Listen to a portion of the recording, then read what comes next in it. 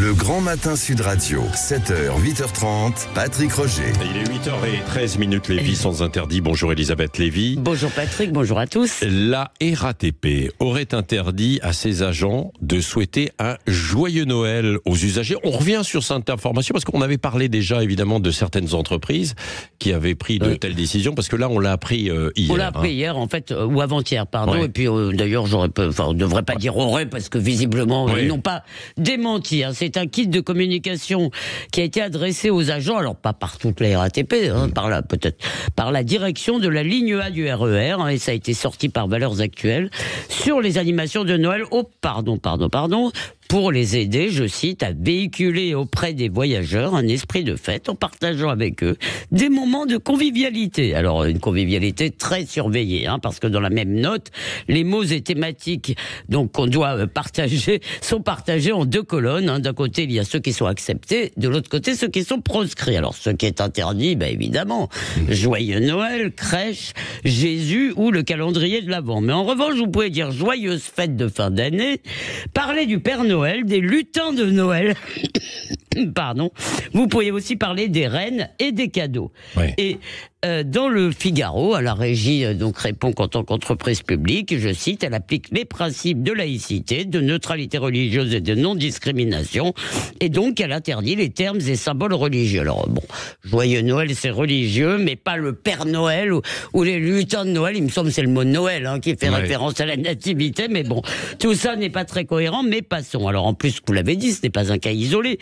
Plusieurs entreprises et municipalités avaient également banni joyeux Noël. Songez au grotesque voyage en hiver de Nantes, qui n'a pas, semble-t-il, eu en France succès, c'est ce que disent les commerçants. Oui, mais dans un pays laïque, finalement, Elisabeth Lévy, est-ce qu'il n'est pas normal de proscrire les symboles religieux ? Mais il ne s'agit pas de symboles religieux, Patrick. Même les crèches, en réalité, moi ça ne me gêne pas de voir une crèche, je ne suis pas catholique en réalité, donc le catholicisme, ce n'est pas une religion parmi d'autres en France, c'est le substrat culturel de tous les Français, c'est une part de notre identité collective, c'est notre histoire à tous. Enfin ça, c'est l'assimilation, c'est-à-dire qu'on se sent héritier d'une histoire et d'une culture d'où qu'on vienne, et c'est ce que refuse à la fois le séparatisme islamiste et ses alliés extrême gauchistes. Chacun sa vie, chacun son histoire, et on appelle ça le vivre ensemble.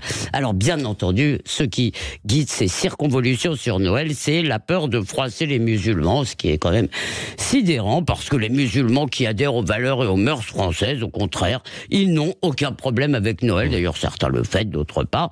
Mais ceux que Noël l'offusque, ceux qui se sentent agressés, eh bien, ce sont précisément les séparatistes, les adeptes d'un islam identitaire politique.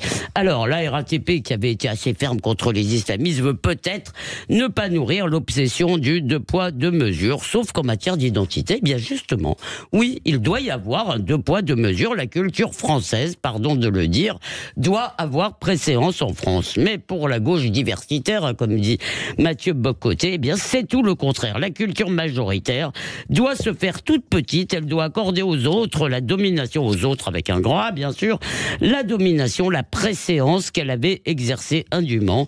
Alors bien sûr, cette volonté d'annuler Noël dans tout ce que nous vivons, ça peut sembler dérisoire, mais pourtant, cher Patrick, c'est l'une des expressions du masochisme français. Vivement les vacances de Pâques.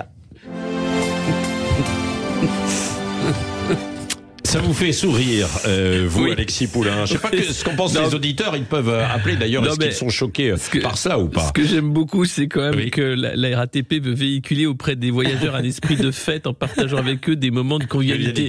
Quand on voit l'état des transports publics, où on est, alors les esprits de fête, la convivialité, quand on est à plus de 200 dans un wagon qui doit contenir 100 personnes et à attendre le RER qui n'arrivera pas parce qu'il y a eu des problèmes de signalisation, ça c'est le vrai problème. Et puis oui, ça fait sourire parce que c'est lamentable. D'un côté, on a les lutins de Noël, mais de l'autre côté, on peut pas dire joyeux Noël. Donc on comprend pas. Enfin, quel est le mal à dire joyeux Noël ? Peut-être qu'ils pensent que c'est joyeux, le mot catholique. Peut-être c'est joyeux, je sais pas. Donc ça veut dire que cette circulaire est écrite par des gens qui ne savent pas ce qu'ils racontent et que derrière, oui, il y a cette volonté de se faire mal, de dire attention, il faudrait surtout pas froisser des gens qui penseraient que Noël est mal. Mais même le message. Alors c'est une entreprise donc semi-publique, donc on peut se dire peut-être c'est ce que je disais.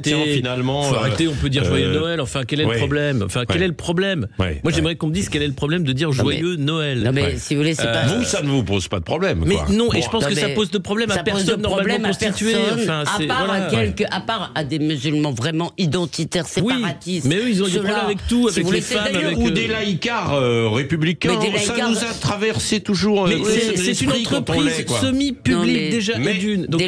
Les laïcards sont aujourd'hui soumis au séparatisme. Excusez-moi, la libre pensée, etc. Vous voyez bien, c'est toujours eux qui attaquent les crèches. Robert Ménard, qui va être là tout à l'heure, c'est par soumission en réalité. Et comme le dit Alexis Moffat. Non, ce qui est assez étonnant, et c'est la raison pour laquelle vous avez fait cette chronique quand même ce matin, Elisabeth Lévy, c'est parce que c'est quand même écrit noir sur blanc aussi quand même. Et que ça n'a aucun sens. Puisque à ce moment-là, c'est Noël qu'on enlève, c'est pas joyeux. Enfin, et on enlève les vacances aussi. Et les fêtes même. Que vous l'aviez traité pour Air France. Oui, c'était la même chose. Qu'il y avait eu, effectivement, dans les mails, il était demandé, je crois, et d'autres entreprises. Alors, bien France, sûr. On peut se dire, après tout, ils voyagent dans le monde entier, tout le monde ne fête pas Noël. Mais justement, vous entrez dans un avion d'Air France, vous voulez être dans un petit bout de France. Et donc, on vous dit Joyeux Noël, parce qu'en France, on dit Joyeux Noël. Moi, je me rappelle. Et d'ailleurs, juste un mot, c'est marrant, je ne sais pas si vous avez remarqué, cette année, c'est devenu une sorte de cri de ralliement, implicite. C'est-à-dire, les gens se disaient Joyeux Noël avec des regards en disant nous, c'est devenu militant maintenant. Allez, Elisabeth Lévy, Alexis Poulain, on continue. Ça fait rire, Alexis. Ça vous fait sourire. On va revenir sur le gouvernement d'Attal. C'est attendu aujourd'hui. Alors, a priori, la moitié du gouvernement, les principales personnalités, puis la semaine prochaine peut-être quoi. Est-ce qu'il faudrait un gouvernement plus resserré d'ailleurs? C'est l'une des questions que je pose sur les réseaux sociaux. Vous n'en êtes pas forcément convaincu, même si vous dites il faut un petit peu d'économie. On revient dans un instant, dites-le franchement. Vous pourrez réagir aussi bien sûr 0826 300 300 tout à l'heure avec Jean-Jacques Bourdin. Vous aurez la parole juste après l'interview de Robert Ménard à 8h30.